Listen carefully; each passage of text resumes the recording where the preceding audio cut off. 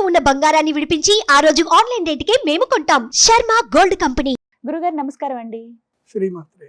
వివిధ నక్షత్రాల వారికి ఎలా ఉందో తెలుసుకోవాలనుకున్నాం, ఎందుకంటే మీ ప్రత్యేకతే అది. రాసుల వారికి చెప్పటము ఏ రాశికి ఎలా ఉంది ఈ సంవత్సరం అనేది ప్రతినిత్యం చాలా మంది నుంచి మనం వింటూ ఉన్నాం, ఎన్నో వీడియోస్ ఇప్పుడు చూస్తూ ఉన్నాం. కానీ ప్రత్యేకించి సంవత్సరం, నూతన సంవత్సరంలో ఏ నక్షత్రాల వారికి ఏ విధంగా ఉండబోతుంది అనేది వివరిస్తారా? నక్షత్ర ఫలితములు అని ఉంటాయి. ఒకటి మనం గుర్తుపెట్టుకోవాలి, చాలా మందికి వాళ్ళ జన్మ నక్షత్రం ఏందో కూడా వాళ్ళకి తెలియదు. మీ పేరు? గీతాంజలి. గీతాంజలి. గీతాంజలి అంటే గాగి గూగే ధనిష్టా నక్షత్రము.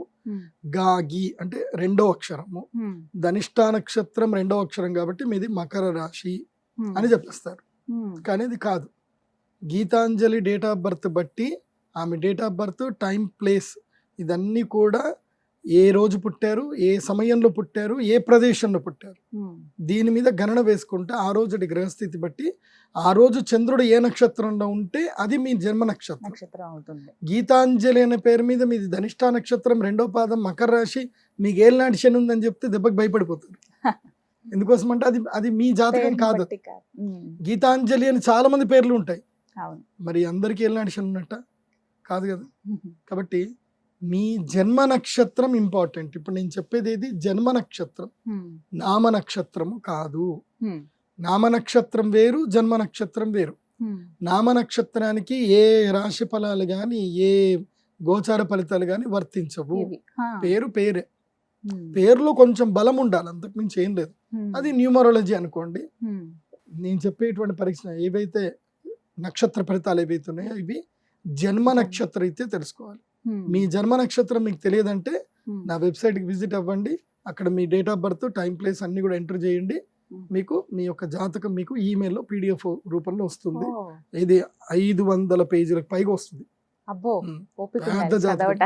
డే టు డే రిపోర్ట్ తో సహా వస్తుంది.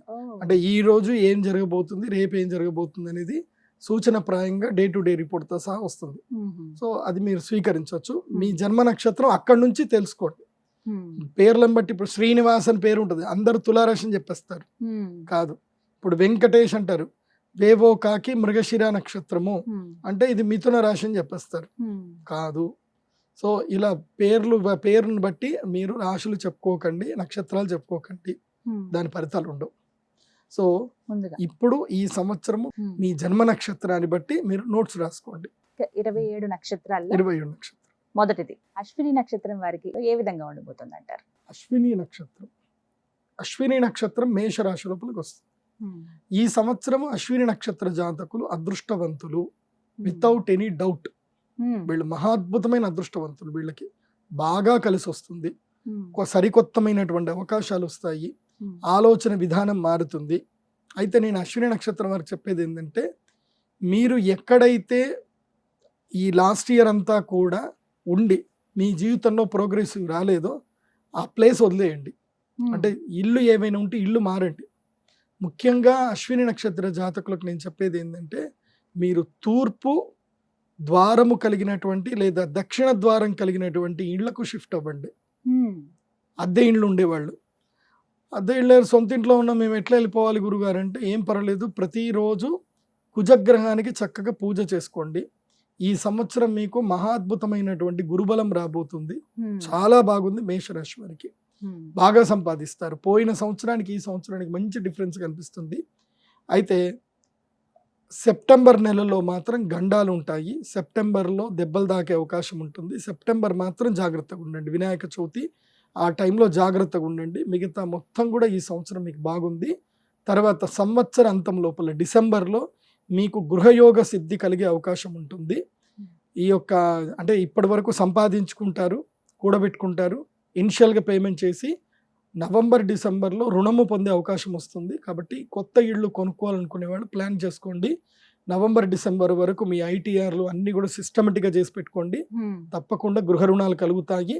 ఎందుకోసం అంటే రుణ సమయం ఉంటుంది. ఏది సంవత్సరాంతంలో నవంబర్ డిసెంబర్ జనవరిలో రుణ సమయం కాబట్టి ఆ సమయంలో గృహ రుణాలు చేసుకుంటారు. ఉద్యోగంలో బాగా మంచిగా ఉంటుంది, కీర్తి ప్రతిష్టలు వస్తాయి. ఈ సంవత్సరం మేషరాశి వారికి అద్భుతంగా ఉంది. ఈ సంవత్సరము అశ్విని నక్షత్రం వారికి చాలా బాగుంది. దైవ ధ్యానం తప్పకుండా చేసుకోండి. సంవత్సరం మొదల్లో మీ యొక్క నక్షత్రానికి అరిష్టం ఉంది కాబట్టి గ్రహణ సమయంలో అరిష్ట నివారణ తంత్రం చేయించుకోండి.